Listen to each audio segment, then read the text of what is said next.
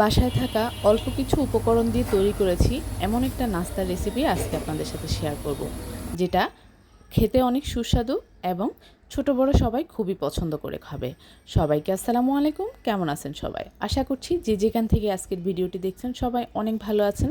আলহামদুলিল্লাহ, আমিও অনেক ভালো আছি। তাহলে চলুন ভিডিওর মূল পর্বে ফিরে যাই। নাস্তাটি তৈরি করার জন্য এখানে আমি মাঝারি সাইজের 3টা আলু আগে থেকেই সিদ্ধ করে নিয়েছি। এখন আমি আলুগুলোকে একটা গ্রেটারের সাহায্যে গ্রেট করে নিব। তবে আপনারা চাইলে হাতে খুব ভালোভাবে মিহি করে নিতে পারেন। খেয়াল রাখতে হবে কোনোভাবেই যেন দানাযুক্ত না থাকে। আলুতে দানাযুক্ত থাকলে নাস্তাটি তৈরি করার ক্ষেত্রে ভালো শেপ দেওয়া যাবে না। এখন আমি হাতের সাহায্যে আবারও আলুটাকে খুব ভালোভাবে মিহি করে কষলে নিব। আলুটা মাখানো হয়ে গিয়েছে। এখন আমি এতে অ্যাড করে দিচ্ছি 2 টেবিল চামচের মতো পেঁয়াজ কুচি, 2 পিস মরিচ কুচি, 2 টেবিল চামচের মতো ধনিয়া পাতা কুচি, হাফ চামচ রসুন বাটা, হাফ চামচ আদা বাটা এবং হাফ চামচ পরিমাণ লবণ। লবণ এবং মরিচের পরিমাণটা আপনারা স্বাদের উপর নির্ভর করে দিবেন। অ্যাড করে দিয়েছি হাফ চামচ পরিমাণ ভাজা জিরে গুঁড়া এবং হাফ চামচ পরিমাণ গরম মশলার গুঁড়া। এখন আমি অ্যাড করে দিচ্ছি 2 টেবিল চামচ পরিমাণ চালের গুঁড়া। এখানে আপনারা চালের গুঁড়া না থাকলে আটাও ব্যবহার করতে পারেন, তবে চালের গুঁড়া ব্যবহারে নাস্তাটি অনেকটাই ক্রিস্পি হবে। এখন আমি ভালোভাবে সকল উপাদান একসাথে মিশিয়ে একটা ডো তৈরি করে নিচ্ছি। এখন আমি অ্যাড করে দিচ্ছি 2 পিস পাউরুটি। পাউরুটিটাকে ভালোভাবে মিশানোর জন্য আমি অ্যাড করে দিচ্ছি 2 টেবিল চামচ পরিমাণ পানি।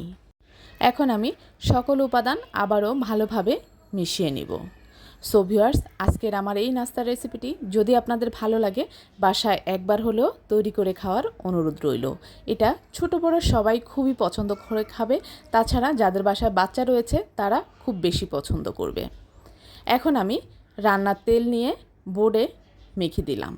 এখন আমি নাস্তাগুলো তৈরি করার জন্য অর্ধেক পরিমাণ ডো হাতে নিয়ে আমি এটাকে শেপ দিয়ে নিব।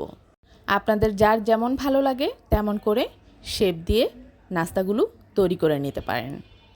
সো ভিউয়ার্স, আজকের আমার এই রেসিপিটি যদি আপনাদের ভালো লাগে, কে কোথা থেকে ভিডিওটি দেখছেন অবশ্যই কমেন্টস করে জানাতে ভুলবেন না।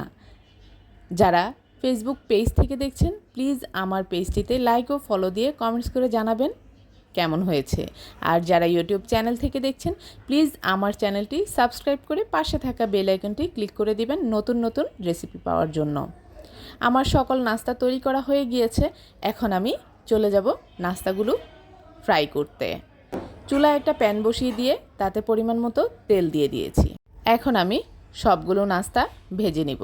তবে এক্ষেত্রে চুলার জাল লো মিডিয়াম হিটে রেখে নাস্তাগুলোকে ভাজতে হবে, আর না হয় উপরে কালার চলে আসবে, ভিতরে কাঁচা থেকে যাবে। একটু ধৈর্য সহকারে নাস্তাগুলো ভাজলে প্রত্যেকটা নাস্তা অনেক ক্রিস্পি এবং অনেক সুস্বাদু হবে। তাছাড়া যদি ভিডিওটি আপনাদের ভালো লাগে তাহলে শেয়ার করে রাখতে পারেন আপনার পার্সোনাল প্রোফাইলে, শেয়ার করতে পারেন পরিবারবর্গের সাথে এবং বন্ধু মহলের সাথে।